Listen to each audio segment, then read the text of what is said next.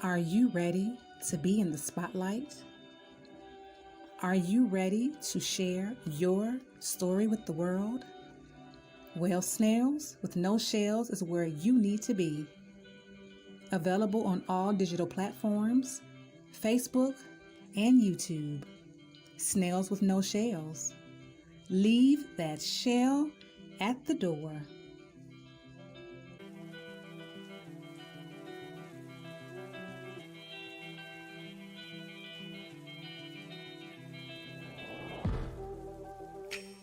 Where did we go wrong?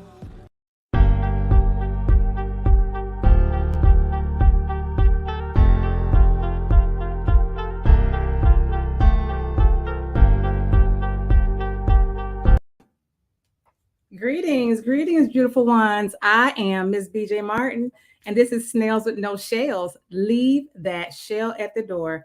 That's the only rule that I have here. All right. So let's get into it. I would like to introduce, I have such an amazing special guest that I would like to introduce you all to. Some of you probably have already heard of him. Others of you, you're going to find out about him today. Bring him to the stage. Let's bring him to the stage. All right. Hello. Yes, this is State Rep House District 58, Brandon Tonge. Hey, how are you? Hey, Miss BJ. It's a pleasure to be here. Thank you so much. I am honored as well. How are you?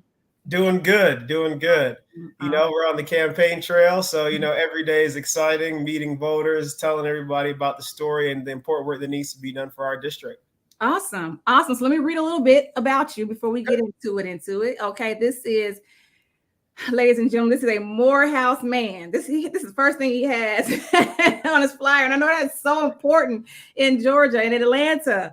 Morehouse man, Clark Atlanta graduate, business owner, mental health counselor, health and wellness advisor, 100 Black men. We have Fulton County Arts Council and West End Neighborhood Association. Yes. So that's just a little bit about Mr. Tonge that we're going to find out about today. All right. Now, before we get into all the good stuff, sure. Brandon, where were you born and raised? So I was raised over on the east side of Atlanta in Stone Mountain, Georgia.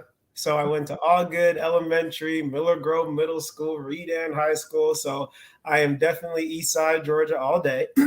But then after college, I moved over to the West End. And when I was in college with Morehouse and Clark are both in the West End neighborhood. And then I fell in love with it. And so I decided to just stay here and buy my house here. And the rest is history.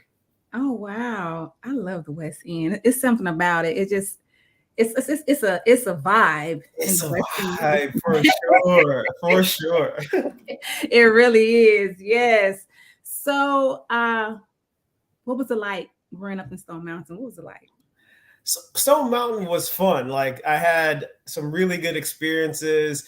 Stone Mountain is very hilly, right? So we did a lot of bike riding. So I got a lot of exercise when I was little. Mm-hmm. My parents were always making sure that I was outside. They never really let me stay inside the house. Back then I was just like, I want to just relax and have play video games like other kids. They're like, nope, get outside, go ride your bike, go play basketball, go play soccer. So it was cool. I enjoyed my experience there. My high school experience for sure was by far the best one.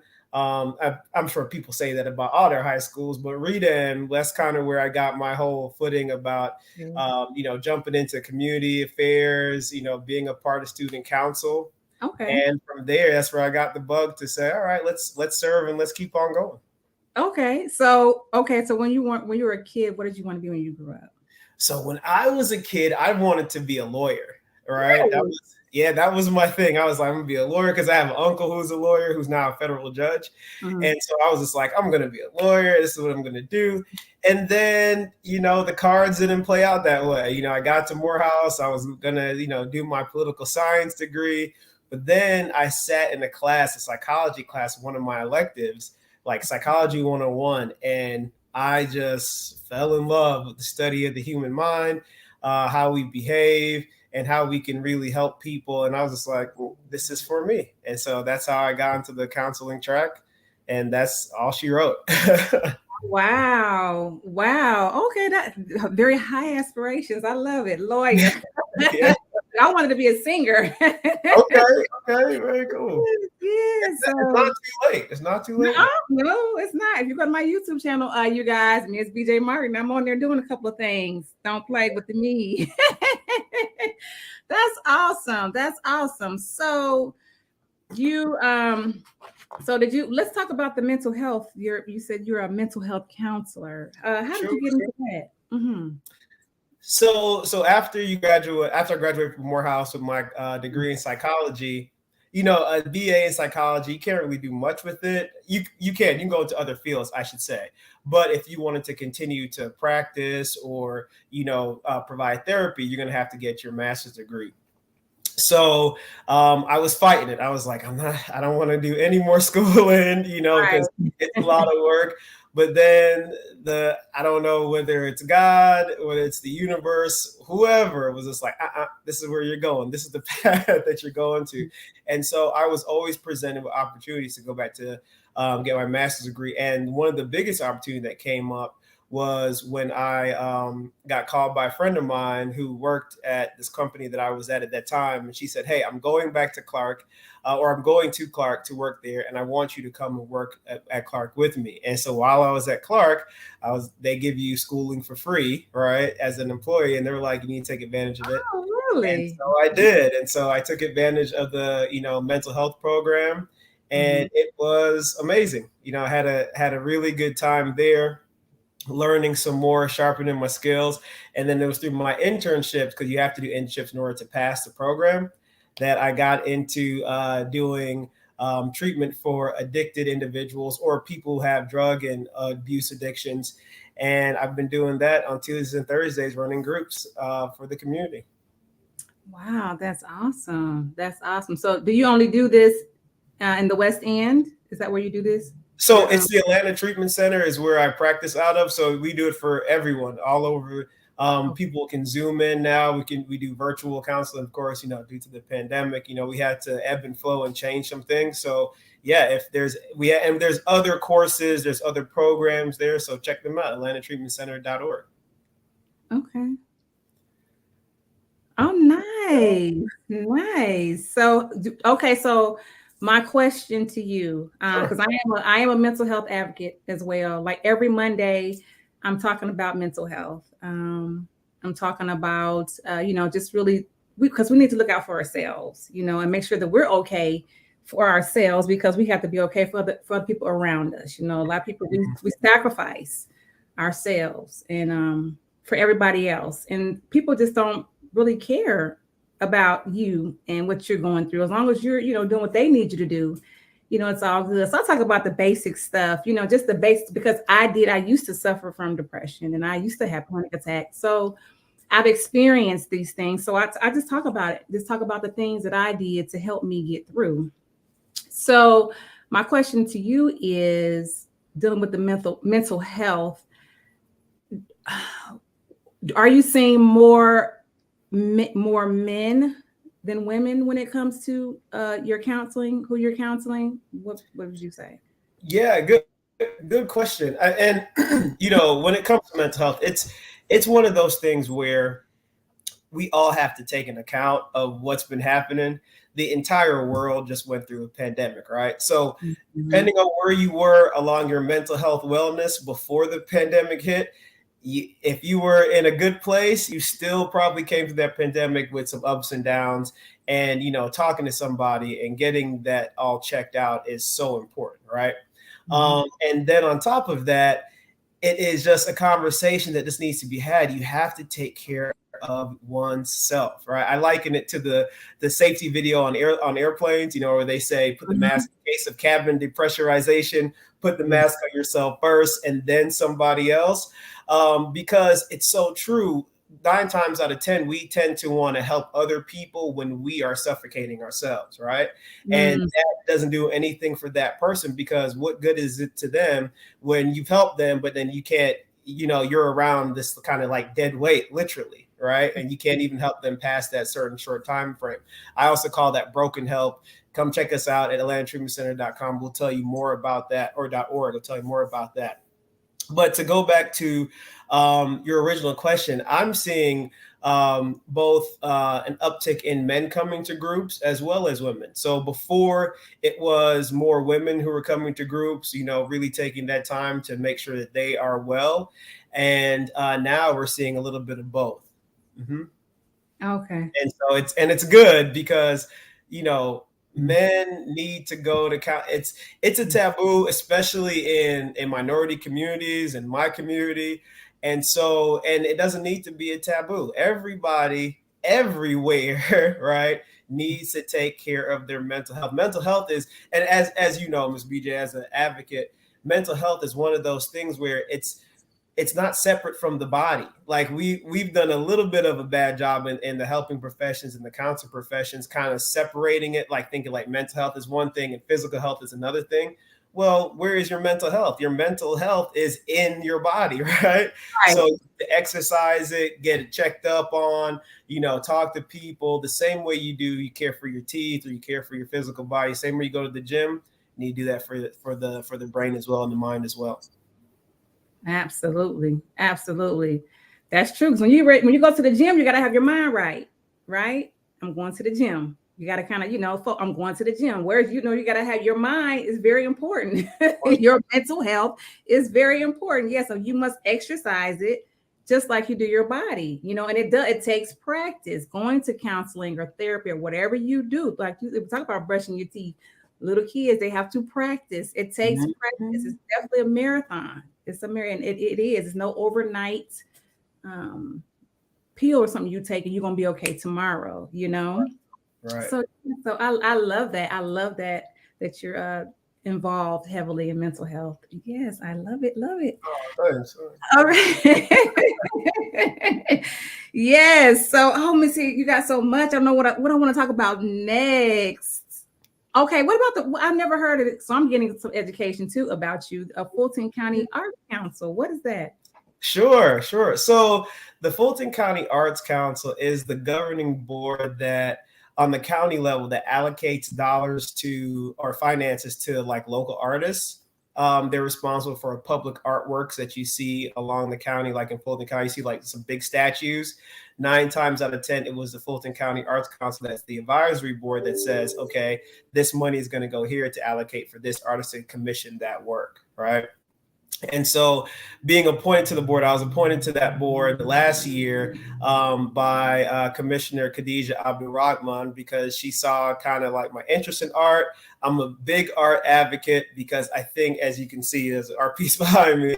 But art is another form of therapy, right? It gives us a time to really stop and kind of reflect on something that's nice, give us a time to really look at it, kind of go, what is this? And we don't really do that in our society, in our daily routines as much as we used to, right? We don't really take a time out to say, let me look at this. Let me look at this tree. Let me look at the neighborhood I'm in. Let me, stop and really smell the roses if you have roses, or smell the coffee or whatever it is, because that is also a part of like taking a pause moment, helping yourself to decompress from the day.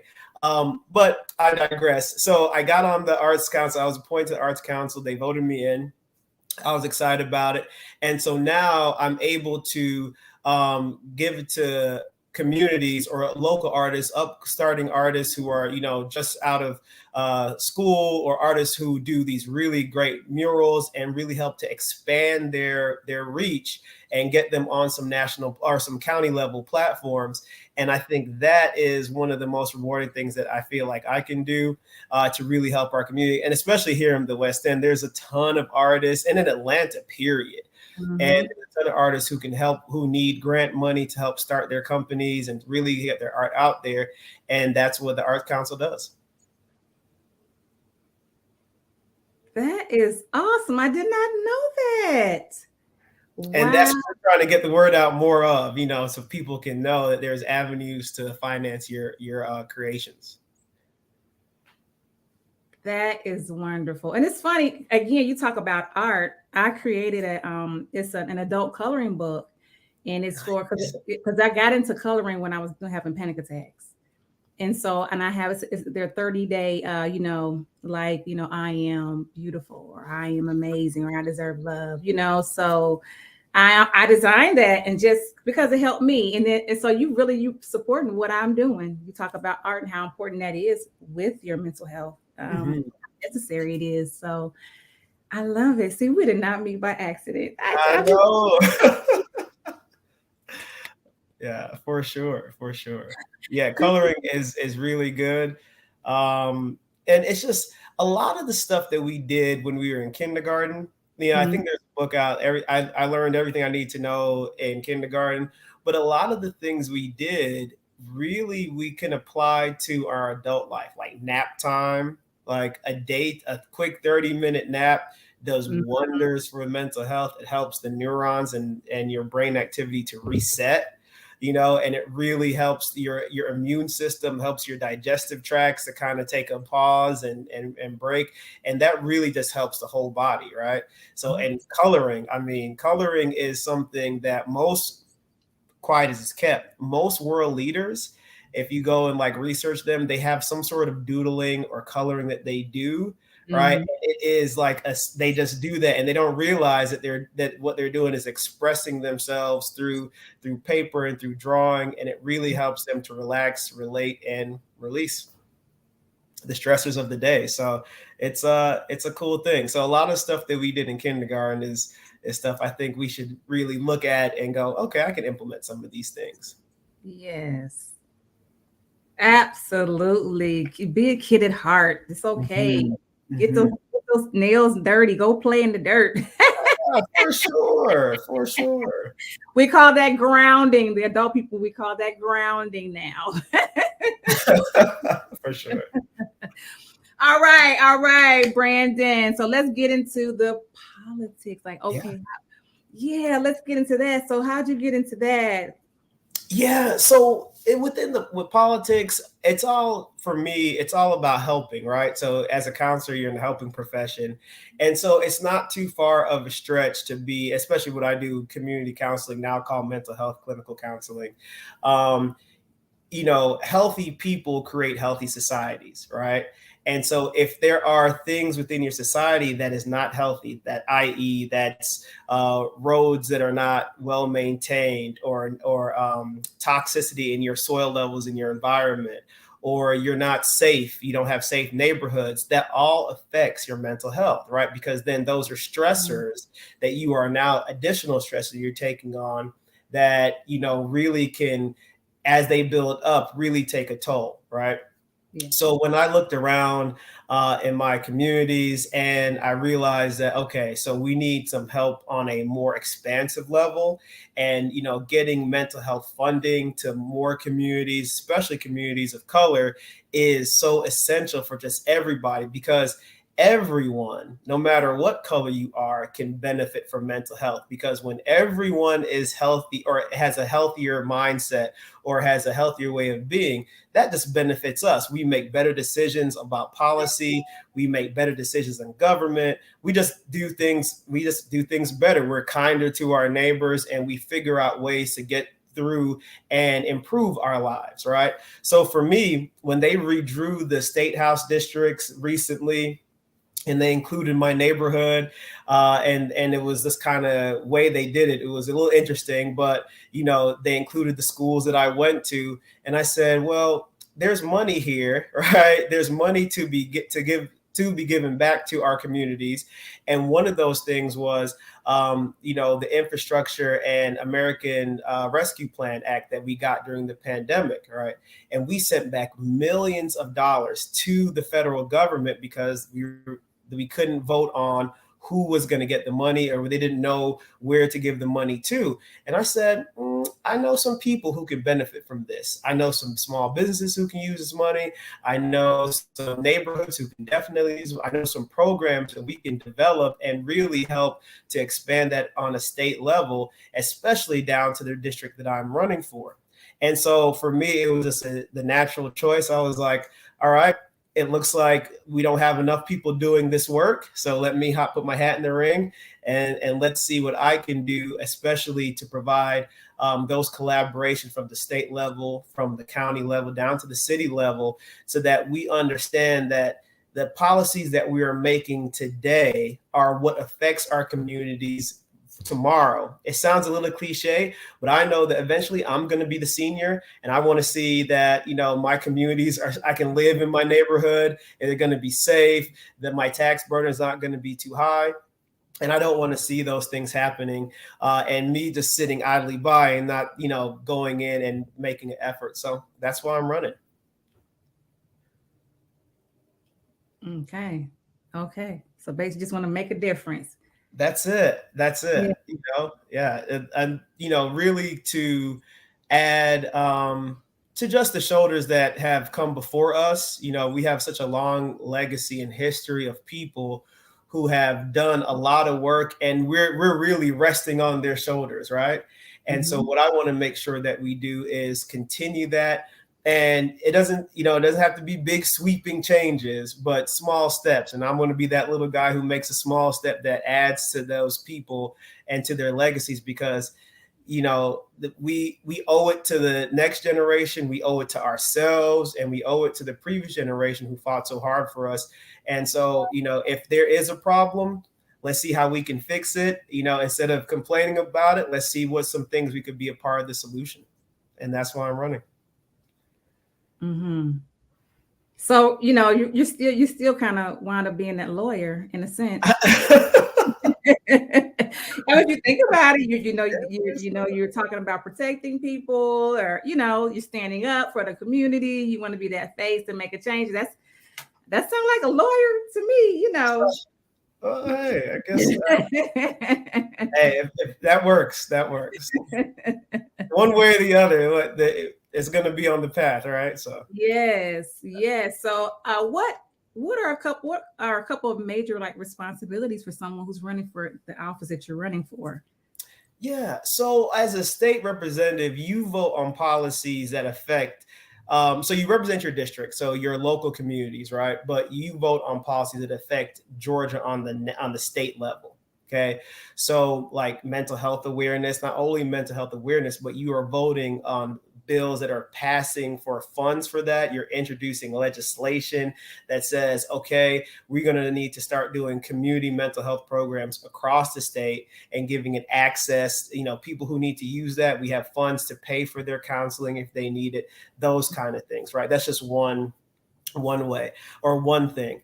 The other thing, as a state rep, you are now the advocate for your neighborhood. So you go meet with community leaders. You do a lot of cross collaboration with the state, the local, state and city levels and county levels as well, to figure out how you can bridge the gaps for like Medicaid funding, or lowering the tax burdens, or providing homeowners assistance or rental assistance, those kind of things. So on that level, those are the big two. It's introducing legislation and also seeing how we can collaborate together with local municipalities to get the money where it needs to go, and to the people who need it most. And so that way we never have an issue where when we get aid from the federal government, which is really our tax dollars coming back to us, right?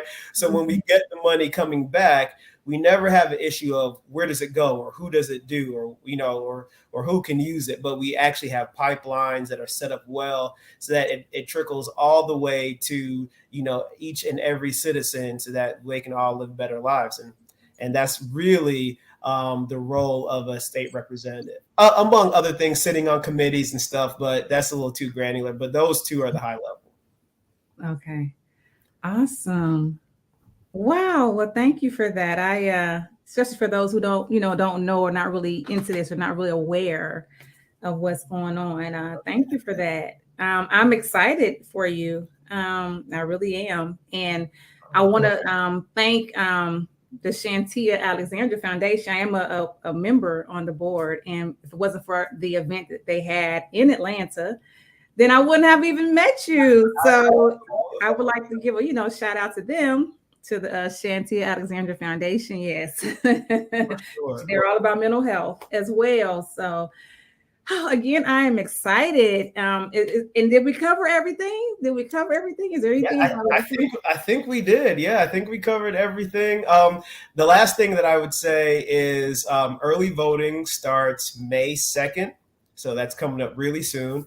And then the actual election day is May 24th. So for early voting, you have up until April 24th of this month to make sure you register. You know, there's a lot of laws that were changed, especially the voting laws. And so, again, something that a state representative has a lot of, can vote for or against good or bad voting laws. And we'll keep it there because that's another topic. But April 24th is the last day to register. So make sure that if you're in the district or wherever that you're registered to vote, go on to the Secretary of State's website, click the election box, or you can go to BrandonForGeorgia.com under our voter resources, and it'll show you what to do to register because the laws have changed. You have to have a government ID, and there's a couple of new stipulations. So we want to make sure that everyone we know can get out to vote, and really all Georgia residents really need to get out to vote because that is the way that we change the way we live publicly. So that's that. But then so once you're registered, early voting, May 2nd, please get the word out and please vote. And then, hopefully on May 24th, we can have another one of these podcasts and I come back and say, hey, victory, we did it. And that's where the real work now begins. And we really start putting in action some of the things that if not all the things that I was talking about on the platform. Okay, awesome. So, ladies and gentlemen, these are the cards. Look, aren't they nice? Look for these. This is Brandon, Tonge. You see these? This is what we're talking about. Awesome. So, Brandon, before we go, as like I ask all my guests, give us maybe one quote or a nugget or piece of advice that you'd like to leave with the audience. Let's see, a nugget or piece of advice. I would say take care of self always. Take a minute to always do a self-assessment of how you feel every given moment of every given day, right? That understanding of how you feel will then give you a little bit of guidance as to your mental state, right? So if you don't feel so good or something's not feeling right, take some time out, take a little bit of time to realize, all right, this is what I need to do. Here's some things that I'm having issues with and talk to someone about it because mental health wellness is okay. And there's no reason why you should feel like, you should feel stigmatized by it. It's okay if you need help because it's okay not to feel okay and it's okay to feel good. But if you don't feel okay, go speak with someone and then the rest will handle itself. Awesome.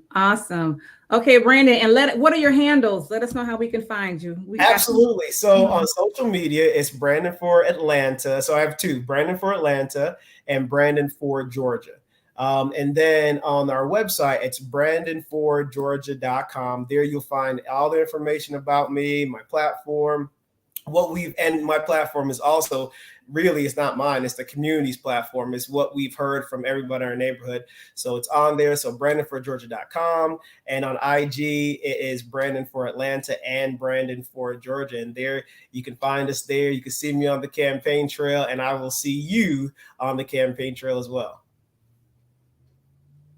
Awesome. Thank you so much. I am full of gratitude. Thank you for coming on Snails with No Shells. Brandon Tonge. This is State Representative for House District 58. What I would like to say first is, ladies and gentlemen, please like, share, and subscribe. Let's get the word out. Let's get the word out to everyone so everyone can know what's going on and be aware of what's going on in their communities. Let's spread the word as much as we can. So please like, share, and subscribe. Also, I would like to say, don't forget to, get whatever you need to do to get set up to vote. Get yourself together. Let's get it together so we don't have any excuses. All right. Awesome. So again, thank you, Brandon, for joining me on my podcast. Before we go, what I would like to say is, remember, just like the sun, you are necessary. I love y'all. Thanks so much.